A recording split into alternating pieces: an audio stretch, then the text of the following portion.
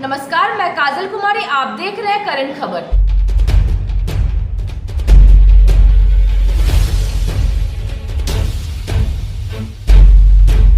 साथ शिक्षा की एक ऐसी परंपरा शुरू की थी जिसका परिणाम है कि उनके पढ़ाए हुए बच्चे आज ऊंचे ऊंचे पदों पर हैं और पद पर होना उनकी सफलता नहीं है, संस्कार के साथ पद पर हैं, ये उनकी सबसे बड़ी ख्याति रही है।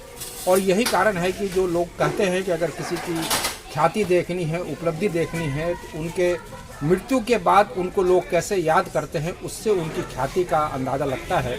और आज के कार्यक्रम से आप लोगों को ये अंदाज़ा लगा होगा कि उनका समाज में योगदान किया था, उन्होंने किस तरह के संस्कार दिए।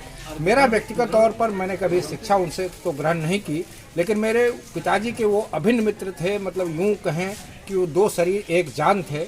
और वो मेरे पिता के 2010 में गुजरने के बाद मेरे पिता के प्रतिरूप के रूप में हरी चाचा ही थे। तो एक बार 2010 में मुझे लगा कि मेरे पिता की मृत्यु हुई है, और आज पुनः 2022 में लगा कि एक पिता के जाने के बाद पिता का साया था, लेकिन वो साया भी उठ गया। जो मेरी कविता अभी मैंने जो लिखी है, जो फ्लैक्स में दर्शित है, उससे अंदाज़ा लग सकता है कि उनसे मेरी आत्मीयता कैसी थी। लेकिन सिर्फ व्यक्तिगत संबंधों के कारण यह आयोजन नहीं किया गया है। समाज में और शिक्षा के प्रति उनके योगदान के लिए, जैसा अभी कार्यक्रम के दौरान आप लोगों को जानकारी मिली होगी कि इस स्कूल से स्कॉलरशिप पाने वाले 4 में से 4 बच्चे एक समय होता था कि इनके पढ़ाए हुए बच्चे होते थे। मतलब शिक्षा में अनुशासन, शिक्षा में संस्कार, शिक्षा में सरोकार, ये कैसे दिया जाए, ये स्वर्गीय हरिप्रसाद झा एक मिसाल है।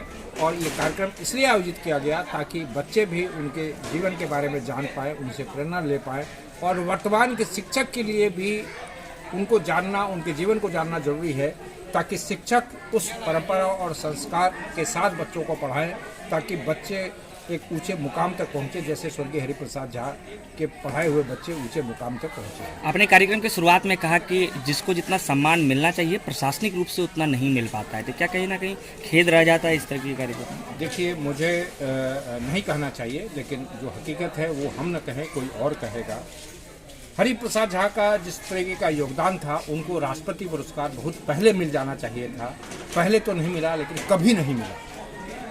ये चीज़ें कचोटती हैं। जैसे मुझे आज के कार्यक्रम के लिए भी मैंने डीएससी को कहा, मैंने डीसी महोदय से आग्रह किया, हालांकि बाद में एसएफ आए, वीडियो साहब आए, लेकिन प्रशासन को जो ऐसे, मेरी अपील होगी प्रशासन से भी, सरकार से भी, कि समाज में जो आदर्श के रूप में स्थापित हैं, उनकी जीवनी, उनके बारे में आज के बच्चे जानें, ताकि जो समाज में वैमनस्यता बढ़ रही है, समाज में जिस तरीके के संस्कार की कमी आ रही है, इसीलिए इस तरह की अमानवीय घटनाओं की जानकारी मीडिया में आती है। ऐसे ऐसे कृत्य हो रहे हैं जैसे कृत्यों की कल्पना हम लोग नहीं कर सकते थे। ऐसे कृत्य हो रहे हैं। ऐसे कृत्य क्यों हो रहे हैं? ऐसे कृत्य इसलिए हो रहे हैं कि समाज से संस्कार का हरण हो रहा है, और ये हरण इसलिए हो रहा है कि समाज के अच्छे व्यक्ति कैसे बनाए जाए, समाज निर्माण के प्रति योगदान देने वालों को वो सम्मान नहीं मिल रहा है, उनके बारे में नहीं बताया जा रहा है। ये बताया जाना चाहिए, जिससे समाज का वो निर्माण हो पाए जो निर्माण पहले होता था, और जो गिरावट आ रही है उस गिरावट में कमी आ पाए। एक सवाल है कि शिक्षण को जो जीविकोपार्जन का एक माध्यम समझते हैं और व्यवसाय के रूप में देखते हैं, तो ऐसे परिवेश में क्या हरिप्रसाद जैसे झा जैसे लोग सामने आ पाएंगे दोबारा? क्या लगता है? देखिए, ऐसा है कि अपवाद आज भी है, अपवाद कल भी था। जब स्वर्गीय हरिप्रसाद झा जी शिक्षक थे, उस समय भी ट्यूशन पढ़ाने वाले शिक्षक हुआ करते थे। आज भी अपवाद के शिक्षक हैं, आज भी ट्यूशन पढ़ाने वाले शिक्षक हैं। स्वर्गीय हरिप्रसाद झा के समय में जो शिक्षक ट्यूशन पढ़ाते थे, उनकी मौत कब हुई, कैसे हुई, उनको आज जीवन में और जीवन के बाद भी कोई याद नहीं करता है। स्वर्गीय हरिप्रसाद झा आज क्यों याद किए जा रहे हैं? कि उन्होंने कभी भी पेशेवर शिक्षक के रूप में खुद को स्थापित नहीं किया। उन्होंने एक जो शिक्षक का असल स्वरूप होता है, असल रूप होता है, जिसको पैसे से मतलब न हो, तो वो उन्होंने उस तरह का जीवन जिया। तो आज हम लोग याद कर रहे हैं, इतनी बड़ी सभा कर रहे हैं। आज के भी वो शिक्षक जो पैसे के पीछे भाग रहे हैं उनको वो कहते हैं कि बच्चे खराब हो गए, बच्चों में अनुशासन नहीं है, सम्मान नहीं मिलता है। अरे आप जब पैसे के पीछे भाग रहे हैं तो बच्चे आपको सम्मान कैसे देंगे? आज भी वैसे शिक्षक हैं जो आज भी पैसे के पीछे नहीं भागते हैं, उनको आज भी सम्मान मिल रहा है, उनको जीवन के बाद भी सम्मान मिलेगा।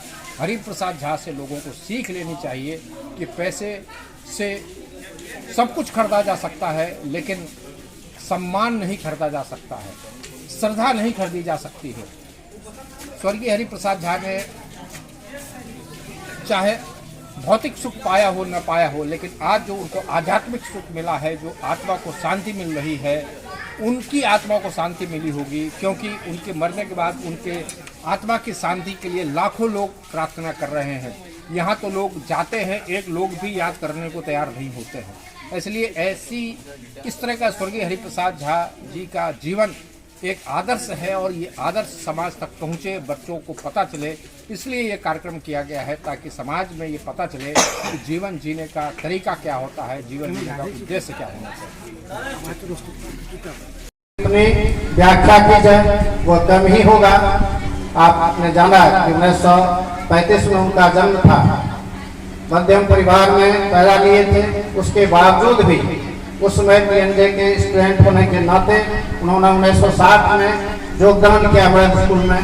उस समय पैसे बहुत कम मिलते थे, 50-60 रुपया वेतनमान था, और उसके बाद कई विद्यालयों से होते हुए उन्होंने मोतिया स्कूल में पदभार ग्रहण किया।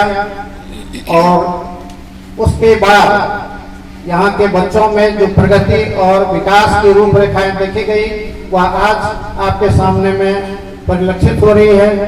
बीच में मुझे 3-4 साल तक रामेश्वर जरमाया बालिका उच्च विद्यालय में उनके ही सौजन से उन्होंने ही इंसिस्ट किया था, जो यहाँ की सेक्रेटरी थी मंजू देवी, जो विश्वचौधरी की पत्नी, वो मेरे घर पर गई कि नहीं हरिभाव को कहना चाहिए कि तू ही जाके स्कूल चला पारो। तो जाकर 150 लड़की को जुटा करके 4-5 बैच लड़कियां यहाँ से निकली और यह स्कूल उस क्रम में एक मार्गदर्शक के रूप में, कोई ऐसा दिन नहीं था जो हरिबाबू इस विद्यालय में नहीं आते थे और प्रत्येक सुख दुख की बातों को शेयर करते थे कि क्या समस्याएं हैं इस विद्यालय की, क्या कि ना यहाँ कोई इंस्ट्रूमेंट था, ना बैठने की समस्या थी, सारी समस्याएं ही समस्याएं थी इस विद्यालय को।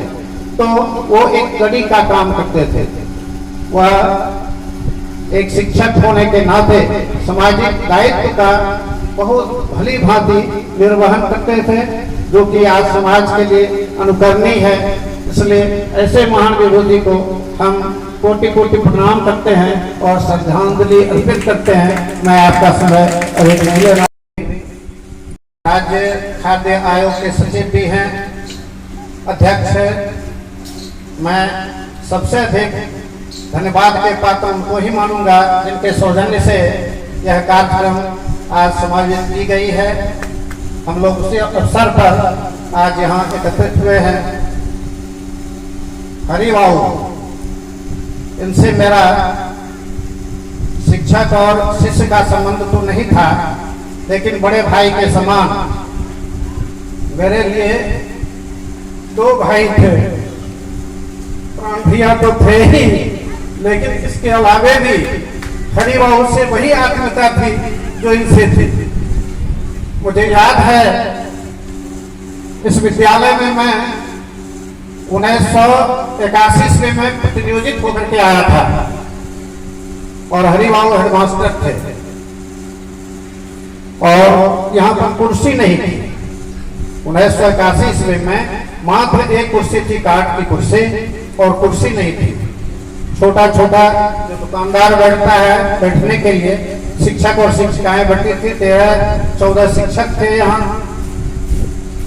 तो मैंने उनसे सलाह मशविरा किया कि कुर्सी कैसे बनेगी। उसमें तो कोई डेवलपमेंट मत था नहीं, कोई विकास की रूपरेखा नहीं थी, कोई विकास में पैसे नहीं थे। तो मैंने उनसे आग्रह किया कि ऐसा आप कीजिए, हम टीसी जो आप काटते हैं, हम प्रत्येक विद्यार्थी के गार्जियन से 10 रुपया लेंगे। क्योंकि अंतर्मुखी स्वभाव के थे, वो हंसने लगे, वो कहे कि मैं नहीं मांगूंगा, तुमको हम सिग्नेचर करके यह सुपुर्द कर देते हैं, तुम कलेक्शन करो। जब ये एक्सपायर कर गए। जब खबर मिली 29 तारीख को हिमांशु भैया ने फोन किया कि क्या करना चाहिए इनके लिए। हिमांशु चौधरी जो सूचना आयुक्त थे, अभी राज्य के खाद्य आयोग के अध्यक्ष हैं, इन्होंने इनसे पढ़ाई नहीं की। इनके लोग कहते हैं, प्राणधन चाचा बता रहे थे, संजोग से इनके पिताजी का भी नाम प्राणधन चौधरी ही थे। इन्होंने हरि बाबू और ये एक साल सुनते आगे पीछे पड़े थे। लेकिन मैं कहना चाहूंगा, ये अपने मुंह से नहीं बताएंगे। कुछ दिन पहले हिमांशु चौधरी जी अपने घर मोतिया में बना रहे थे, वो गए, इनका नींद का भी इनके मन में वो भावना आई, उनका देखे इन्होंने। मोतिया में तो इनको हम कम देखे हैं, बाहर में रहते होंगे, लेकिन जब ये आए और जो जानते होंगे, पहले नीम का पत्थर हरि प्रसाद झा जी ने इनके घर का भी रखा, और जब इनका घर भर गया, इनके मन में आया कि हरि चाचा ही अंतिम दिन भी, जिस दिन गृह प्रवेश हो रहा है वो आए। ये कपड़ा खरीदने गए, वो खादी का कपड़ा पहनते थे, मुझे पता चला। ये गए खादी भंडार में, ये बोले कि कपड़ा आपको मेरा ही चाचा आज पहनना पड़ेगा, लेकिन कपड़ा सिलाया हुआ नहीं था। कपड़ा खरीदे खादी भंडार में, इसी शर्त पर इन्होंने खरीदा कि 3 घंटा में अगर आप सी के दीजिएगा तब हम खरीदेंगे आपसे कपड़ा। संजोग से उस खादी भंडार वाले ने हरि बाबू के लिए 3 घंटे में कपड़ा बना दिए, और इनके गृह प्रवेश के अंतिम दिन में भी हरि बाबू ही रहे, और इधर तक हरि बाबू सबसे मिलते रहे। मैं 5 सितंबर को हर साल हरि बाबू से मिलने आता था, कुछ कपड़ा कुछ लेके इनके पास आता था, लेकिन ये हिम्मत नहीं होती कि एक बार कहे कि सर सिलाई का कपड़ा ले रखो पैसा। मैं उस बच्चे की तरह लगता था, उनके सामने मैं 4th क्लास में फिर चला गया और मैं रख दिया।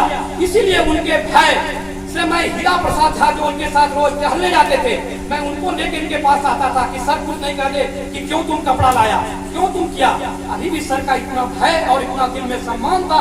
मैं आया 5 सितंबर 1922 को सर से बात उनके घर में उनकी बड़ी बहू ने करवाया मुझसे, बोला मैं आ रहा हूँ दुर्गा पूजा में, मैं एकदम स्वस्थ हूँ। लेकिन संजोग है कि दुर्गा पूजा तो शुरू हो गया, वो दुर्गा पूजा में जरूर आए, लेकिन इस रूप में नहीं आए कि जो हमसे वो बात कर सके। उन्होंने रांची में अपने छोटे बेटे शांतनु के यहाँ अपनी आंखें मूंद ली। मैं यही कहूँगा, हरि प्रसाद झा ऐसे लोग से हमें ये शिक्षा लेनी चाहिए कि हम समाज के लिए कुछ करें, उस बच्चों के लिए कुछ करें जो उनके गुजरने के बाद भी हमें याद करें। आप वही आदमी महान है जिसके गुजरने के बाद भी लोग याद करते हैं। हरि प्रसाद झा कभी मर नहीं सकते, वो अमर है, अमर है, अमर है। यही कहकर मैं अपना वक्तव्य समाप्त करता हूँ। हरि प्रसाद झा का जिस तरीके का योगदान था, उनको राष्ट्रपति पुरस्कार बहुत पहले मिल जाना चाहिए था। पहले तो नहीं मिला, लेकिन कभी नहीं मिला। ये चीज़ें कचोटती हैं। जैसे मुझे आज के कार्यक्रम के लिए भी मैंने डीएससी को कहा, मैंने डीसी महोदय से आग्रह किया, हालांकि बाद में एसएफ आए, वीडियो साहब आए, लेकिन प्रशासन को जो ऐसे मेरी अपील होगी प्रशासन से भी सरकार से भी कि समाज में जो आदर्श के रूप में स्थापित हैं उनकी जीवनी, उनके बारे में आज के बच्चे जानें, ताकि जो समाज में वैमनस्यता बढ़ रही है, समाज में जिस तरीके के संस्कार की कमी आ रही है, इसीलिए इस तरह के अमानवीय घटनाओं की जानकारी मीडिया में आती है। ऐसे ऐसे कृत्य हो रहे हैं जैसे कृत्यों की कल्पना हम लोग नहीं कर सकते थे। ऐसे कृत्य हो रहे हैं। ऐसे कृत्य क्यों हो रहे हैं? ऐसे कृत्य इसलिए हो रहे हैं कि समाज से संस्कार का हरण हो रहा है, और ये हरण इसलिए हो रहा है कि समाज के अच्छे व्यक्ति कैसे बनाए जाए, समाज निर्माण के प्रति योगदान देने वालों को वो सम्मान नहीं मिल रहा है, उनके बारे में नहीं बताया जा रहा है। ये बताया जाना चाहिए जिससे समाज का वो निर्माण हो पाए जो निर्माण पहले होता था, और जो गिरावट आ रही है उस गिरावट में कमी आ पाए।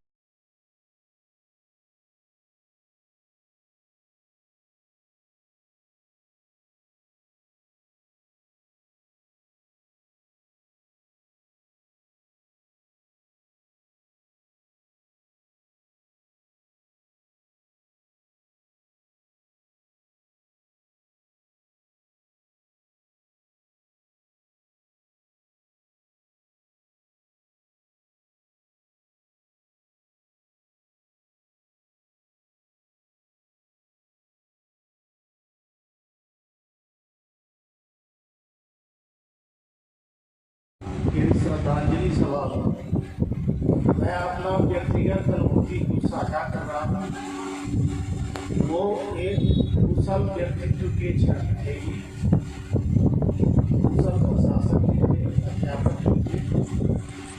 बहुत पहले की बात है, उन्होंने हमको बुलाया, बोले एक कागज में 3 बार लिखा जा सकता है, तो लिख सकते हो?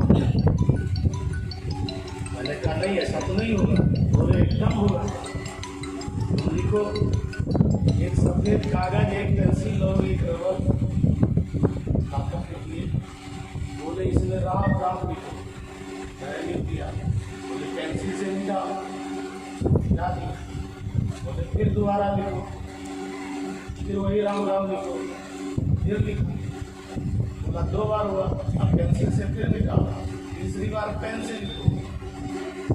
एक सादा पेपर पर 3 बार भी लिख सकते। उन्होंने ये समझाया कि यदि कागज का अभाव हो तो इस मेथड से भी पढ़ा जा सकता है। कुछ समय के बाद वो ऐसे बोले, हेलो, 2 शब्द हिंदी का हम तुमसे पूछते हैं, एक चक्षुश्रवा और एक कुचलिंगल।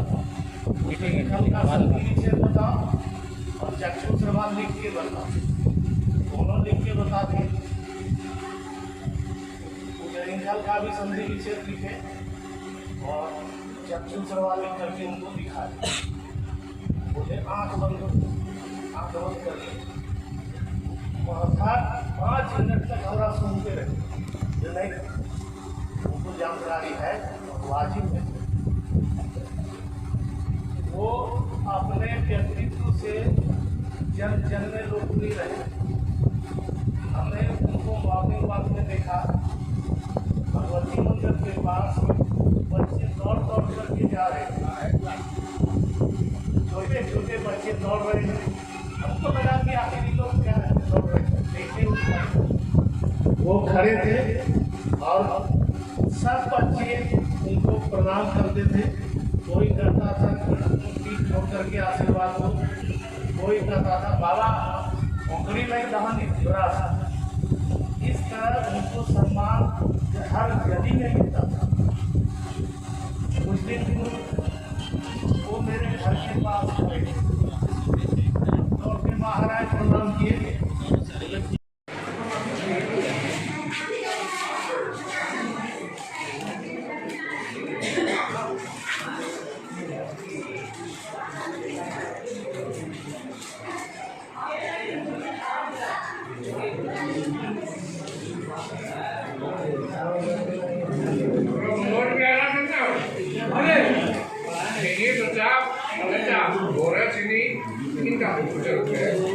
पहले पूछे का कार्यक्रम करके सुन लो, पहले इसमें नाश्ता कर मुझे बढ़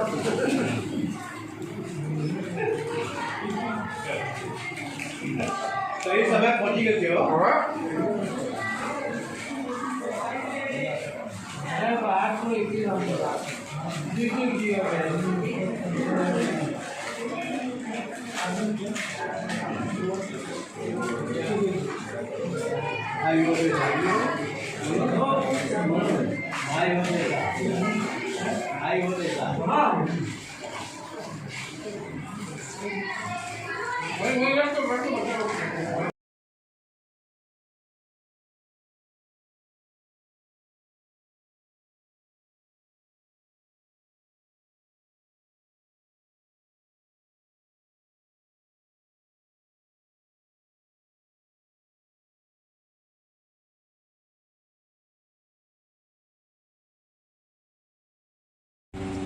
अब मैं कुछ ग्रामीणों से आग्रह करूंगा कि वो उनके साथ के अनुभव को साझा करें और चूँकि धूप बहुत बड़ी है इसलिए सबसे आग्रह होगा कि जितने संक्षेप में बात रखी जा सके उतना सबके लिए बेहतर होगा।